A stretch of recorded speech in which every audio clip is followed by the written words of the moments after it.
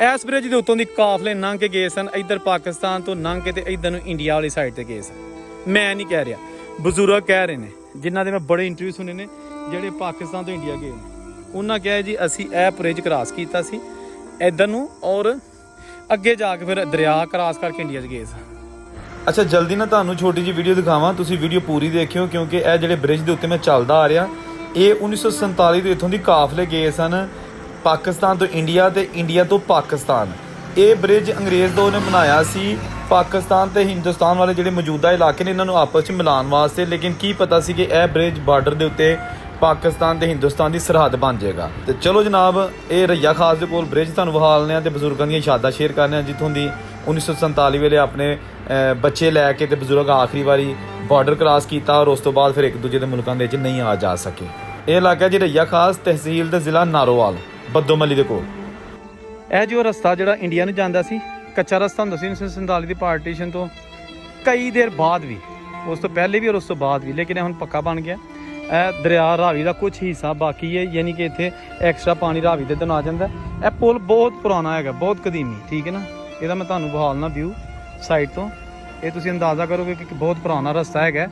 ये सारा वही जी रैये का एरिया, ठीक है ना। यह पुल दियां बाकियात जिहड़ियां कि हुण साइड ते पिलर हुंदे सन, ठीक है ना। देखो ना पुल ते ओहदे पिलर हुंदे सन साइडां में। यह भी देखो, यह भी एक बाकियत पुरानी मौजूद है ब्रिज की, ठीक है ना। इधरों से तुहानूं पुराना विखालना।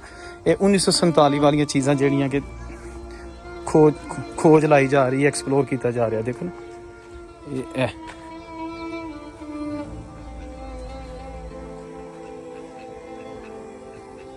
ये जनाब ए ब्रिज, ठीक है जी।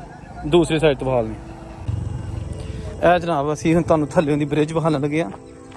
अंग्रेज़ दौर का बनाया ब्रिज जिहड़ा कि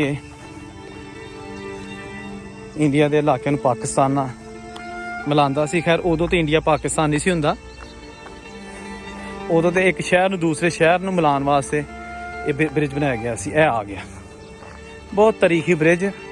अच्छा कोई ये सरिया इस्तेमाल नहीं होया, ठीक है ना, जिस तरह के पहले जमाने बनाए जाते सन, लेकिन एडे मजबूत चीज़ां समझ तो बाहर गल, पता नहीं की टैक्नोलॉजी सी। ए देखो ए आ गया तिन्ना दरिया वाला ब्रिज, 3 आर्च ने दे। ए देखो ए लो ए जनाब नारोवाल जिला नूं अमृतसर या गुरदासपुर नूं मिलान वाला ए ब्रिज बहुत ही कदीमी। इस ब्रिज के उत्तों की काफले लंघ के गए सन, इधर पाकिस्तान तो लंघ के इधर नूं इंडिया वाली साइड ते गए सन। मैं नहीं कह रहा, बजुर्ग कह रहे हैं, जिन्हों के मैं बड़े इंटरव्यू सुने ने जिहड़े पाकिस्तान तो इंडिया गए हैं। उन्होंने कहा जी असी यह ब्रिज क्रॉस किया इधर नूं और अगे जाके फिर दरिया क्रॉस करके इंडिया गए सन। अज ब्रिज तो मौजूद है, चीज़ां मौजूद ने, लेकिन वो बजुर्ग जिन्हें ट्रैवल किया उस वेले जवान सन, इस वेले नहीं है। इस वेले जो बच्चे सन उदों कम से कम वो जवान बन चुके हैं, ठीक है ना। यह ब्रिज थोड़ा जिहा मैं तुहानूं थल्ले दिखालना ताकि इहदा इंफ्रास्ट्रक्चर बंदा वेख सके। ओए हो है देखो जी, ए तो बिल्कुल दरम्यान में खड़ा थल्ले। ए देखो ए जनाब रैया। कित्थे गए लोग दोस्तों, बहुत गर्मी और तुहाडे लिए बड़ी मेहनत नाल वीडियो बनाई है। तुहानूं रैया थाना दिखाया है, रैया कचहरियां दिखाइयां ने जिहड़ियां किसी दौर दे विच इस इलाके दी कचहरियां होंदियां सन। जदों नारोवाल भी नहीं सी तहसील हुंदी ते रैया तहसील हुंदी सी। इस वेले रैया च बिल्कुल तबाही हो चुकी है, कोई चीज़ नहीं बाकी। तो यह ब्रिज ये भी हुण इंडिया नहीं जाता क्योंकि अगे बॉर्डर बन गया, लेकिन जो पार्टीशन नहीं सी हुई उदों इंडिया नूं लोग सफ़र करते सन गड्डियां ते खोतियां ते रेहड़ियां ते तजारत करते होंदे सन, ठीक है जी। अमृतसर तो सियालकोट नारोवाल बद्दोमली ये चीज़ां मौजूद ने, ये भी आहिस्ता आहिस्ता खत्म हो रही हैं। वीडियो अच्छी लगी हो तो ज़रूर दसना कमेंट करके, ताकि मैं मज़ीद तुहाडे लिए अच्छी अच्छी वीडियो बनावां। औरंगज़ेब नूं इजाज़त दिओ। अल्लाह हाफिज़।